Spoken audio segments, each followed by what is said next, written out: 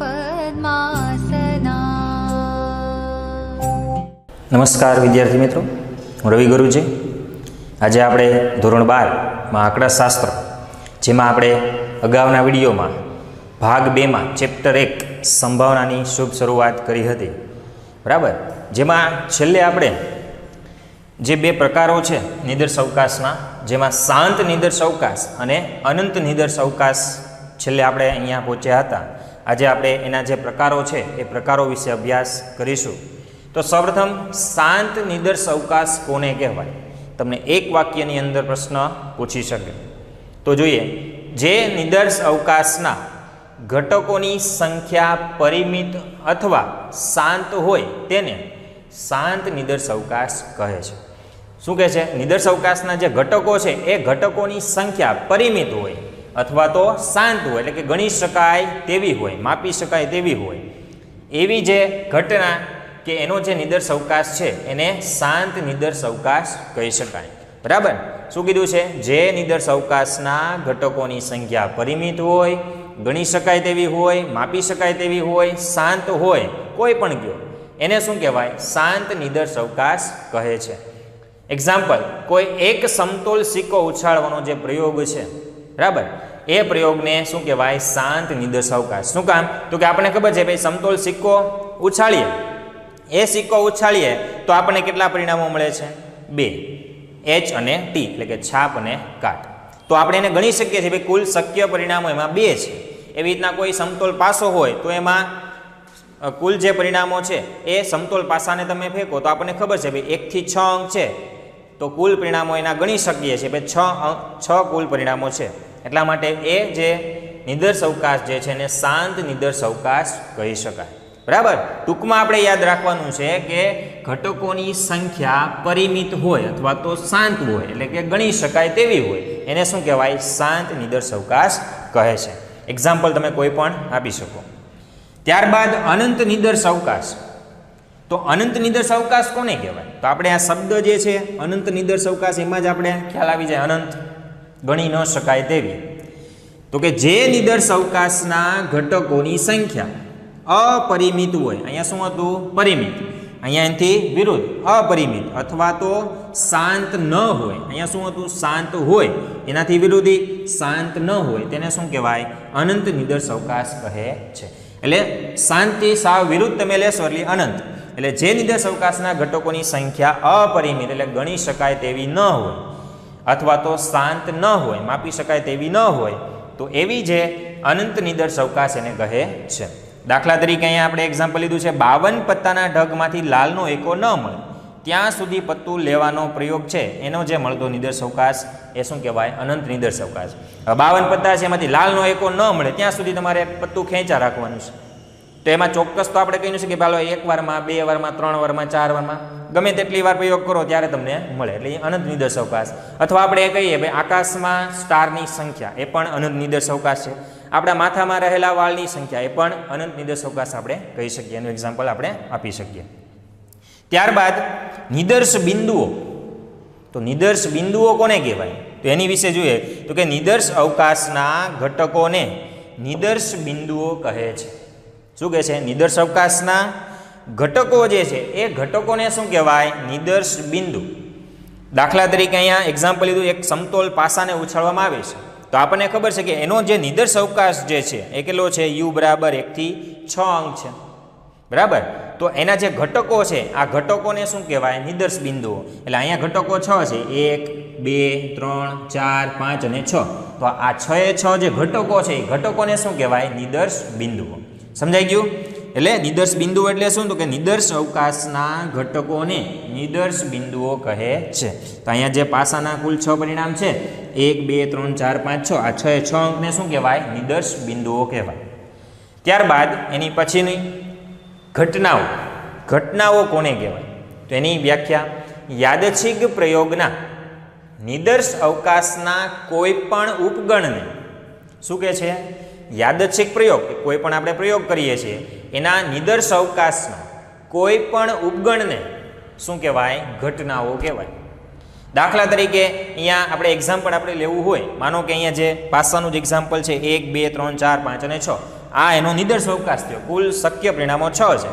પણ જો એમાં એમ તમને કહેવામાં આવે કે ભાઈ આ જે સમતોલ પાસો છે એ ઉછાળવામાં આવે કે ફેંકવામાં આવે તો એમાં પાસા પર મળતો અંક જે છે એ 2 મળે.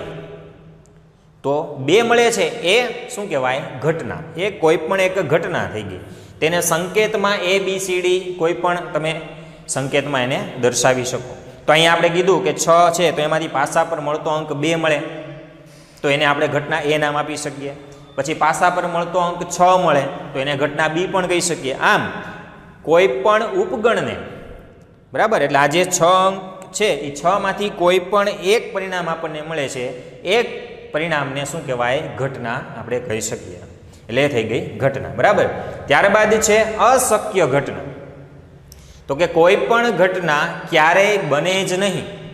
શું કીધું છે? ક્યારેય બને જ નહીં તેવી ઘટનાને અશક્ય ઘટના કહી શકાય. બરાબર. કોઈ ઘટના છે ક્યારેય બનતી જ નથી, બનવાની જ નથી, ખબર જ છે કે આ ઘટના બનશે જ નહીં, એવી ઘટનાને શું કહેવાય? અશક્ય ઘટના. માનો કે આપણે સિક્કો ઉછાળીએ, સિક્કો ઊભો રહે તો એ ઘટના કઈ થઈ ગઈ? અશક્ય ઘટના આપણે એને કહી શકીએ. અથવા માનો કે આપણે સમતોલ પાસો ફેંકવામાં આવે છે અને એમાં મળતો અંક 7 હોય, 8 હોય તો એ અશક્ય ઘટના કહેવાય. કારણ કે કુલ પરિણામો જ 1 થી 6 છે તો 1 થી 6 માંથી જ આપણને અંક મળશે. 7, 8, 9, 10 એક તમે 6 થી ઉપરના કોઈ પણ અંક લેશો એ ઘટના ક્યારેય બનવાની જ નથી, એ આપણને ખબર જ છે. તો એ ઘટનાને કઈ ઘટના કહેવાય? અશક્ય ઘટના કહે છે. ત્યારબાદ છે શક્ય ઘટના. તો શક્ય ઘટના કોને કહેવાય? તો કે જે ઘટના હંમેશા બનવાની છે તેવી ઘટનાને શું કહેવાય? શક્ય ઘટના. તો આપણે અહીંયા પાસાનું ઉદાહરણ લઈએ કે 1 થી 6 છે તો આપણને ખબર છે ભાઈ પાસો ફેંકીએ એટલે 1 થી 6 જે અંક છે એમાંથી કોઈ પણ એક અંક આપણને મળશે તો એ ઘટના કઈ થઈ ગઈ? શક્ય ઘટના. કે કુલ પરિણામોમાંથી જ આપણને એક પરિણામ મળશે તો એ ઘટનાને શક્ય ઘટના કહેવાય. પણ એ કુલ પરિણામો સિવાયનું કોઈ પરિણામ મળશે એ જે ઘટના છે એને કઈ ઘટના કહેવાય? અશક્ય ઘટના.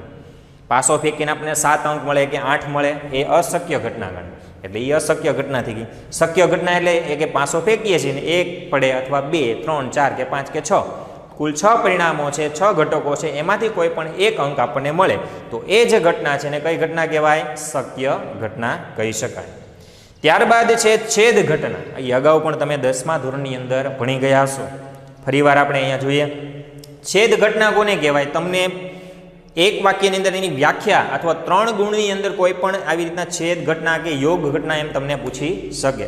જેમાં એની વ્યાખ્યા, એનું એક્ઝામ્પલ અને આ છે વેન આકૃતિ એ પણ તમે દર્શાવી શકો. તો જોઈએ છેદ ઘટના એટલે શું? તો કે યુ શાંત નિદર્શ અવકાશ છે. યુ એટલે કે નિદર્શ અવકાશ જે છે એ શાંત નિદર્શ અવકાશ છે. શાંત એટલે કે ગણી શકાય તેવો, પરિમિત હોય તેવો, માપી શકાય તેવો એવો નિદર્શ અવકાશ છે. એટલે આ પહેલો ઘટકો થઈ ગયો. ત્યારબાદ એ અને બી તેની કોઈ 2 ઘટનાઓ છે. એ અને બી 2 ઘટના છે. આપણે વાત કરી ઘટના કોને કહેવાય?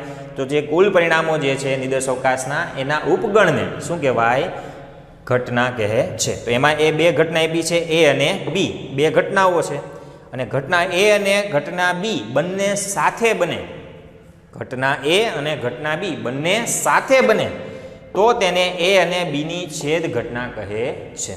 જેને સંકેતમાં આપણે એ છેદ બી, આ સંકેતમાં તમે એને દર્શાવી શકો, એ છેદ બી. બરાબર. એટલે ટૂંકમાં 2 જે ઘટનાઓ છે એ બંને ઘટનાઓ સાથે બને છે તો એને શું કહેવાય? એ છેદ બી. એટલે કે એ છેદ બી ઘટના આપણે કહી શકીએ. તો એને સંકેતમાં કે આપણે સાંકેતિક ભાષામાં દર્શાવી હોય વ્યાખ્યાને તો આપણે આ પ્રમાણે દર્શાવી શકીએ. એ છેદ બી બરાબર છગડિયા કૌંસની અંદર x, જ્યાં x belongs to a અને x belong to b, કારણ કે a અને b બંને ઘટના સાથે બને છે એટલે x belong to a અને x belong to b. આ રીતના તમે એને સાંકેતિક ભાષામાં દર્શાવી શકો. તમે આ વ્યાખ્યા યાદ રાખશો તો એના પરથી તમે આ સાંકેતિક ભાષા લખી શકશો અને સાંકેતિક ભાષા તમે યાદ રાખશો તો એના પરથી તમે વ્યાખ્યા પણ લખી શકશો. બરાબર. તો છેદ ઘટના કોને કહેવાય? તો કે યુ શાંત નિદર્શ અવકાશ છે, એ અને બી તેની કોઈ 2 ઘટનાઓ છે, એ અને બી બંને ઘટનાઓ સાથે બને તો એ અને બીની છેદ ઘટના કહે છે. જેને સંકેતમાં આપણે કીધું આ રીતના એ છેદ બી વડે આપણે દર્શાવી શકીએ. હવે આપણે એનું એક્ઝામ્પલ જે છે એ આપણે જોઈએ. તો અહીંયા આપણે નિદર્શ અવકાશ એટલે કે યુ બરાબર આપણે 1 થી 8 સંખ્યા આપણે લીધેલી છે. 1, 2, 3, 4, 5, 6, 7, 8. તો કુલ સંખ્યા 1 થી 8 છે જેમાં એનું ઉપગણ જે છે એટલે કે એને આપણે ઘટના એ નામ આપ્યું છે, જેમાં ઘટકો છે 1, 2, 3, 4 અને 5, 1 થી 5 ઘટકો છે. જ્યારે બીજી ઘટના બી છે, ઘટકો 4, 5, 6, 7 અને 8, એમાં આટલા ઘટકો છે. તો આ બંનેની અંદર સરખા અંક કયા છે, સરખી સંખ્યા કઈ છે, તો કે 4 અને 5. તો આ બંને ઘટનાઓમાં બે ઘટકો છે એ સરખા છે, 4 અને 5. જો એ ની અંદર અને બી ની અંદર બંનેમાં છે, બાકી બીજો અંક છે એ કોઈ સરખો નથી. તો એને આપણે a છેદ b લખવો હોય તો a છેદ b બરાબર કેટલા ઘટકો છે, 2. એટલે કે બે ઘટનાઓ સાથે બને છે તો એ બંને ઘટનામાં જે સમાન ઘટકો હશે એને આપણે શું કહી શકાય, a છેદ b ઘટના આપણે કહી શકીએ. તો અહીંયા બે ઘટકો છે 4 અને 5, તો આપણે a છેદ b બરાબર 4 અને 5 આ રીતના તમે લખી શકો.